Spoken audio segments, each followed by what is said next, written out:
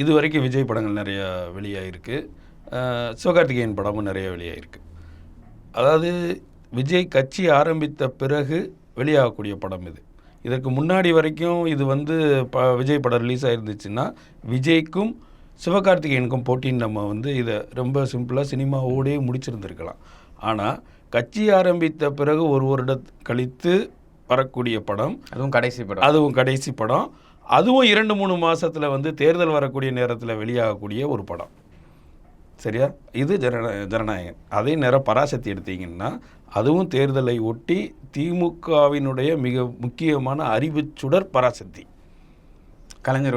கலைஞருடைய வசனம் ஒரு புரட்சி கனலை ஒவ்வொரு வார்த்தைகளையுமா கக்குன ஒரு படம் பராசக்தி.